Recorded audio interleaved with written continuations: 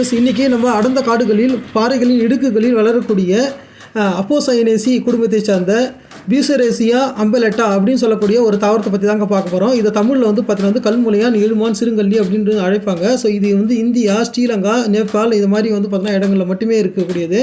So இது மிகவும் அழகான இந்த பூ நீங்கள் பார்த்துட்ருக்கீங்க.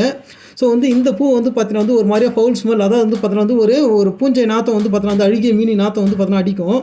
ஸோ இது பார்த்தீங்கன்னா பெரும்பாலும் பர்பிள் கலரில் தான் இருக்கும். ஸோ இது பார்த்தீங்கன்னா காலங்காலமாக சித்திரகாலம் கொண்டே பார்த்தீங்கன்னா ரத்தத்தை சுத்தப்படுத்தவும், பசியின்மையை போக்கக்கூடியதாகவும், அல்சரை குணப்படுத்தக்கூடியதாகவும், அதுக்கப்புறம் பாதங்களில் ஏற்படக்கூடிய வெடிப்புகளை குணப்படுத்தக்கூடியதாகவும். ஸோ இப்போ நவீன பார்த்தீங்கன்னா ஆராய்ச்சியில் பார்த்தீங்கன்னா இது ஸ்டீராய்டல் கிளைகோசைட்ஸ் இருக்கிறதால இது பார்த்தீங்கன்னா சர்க்கரை வியாதிக்கு பார்த்தீங்கன்னா ஒரு அருமருந்தாக பார்த்தீங்கன்னா பயன்படுன்னு கண்டுபிடிச்சிருக்கிறாங்க. ஸோ இந்த அடர்ந்த காடுகளில் இருக்கக்கூடிய இந்த தாவரத்துக்கு பற்றி நீங்கள் என்ன நினைக்கிறீங்கன்றதை கமெண்ட் பண்ணுங்கள். தேங்க்யூ.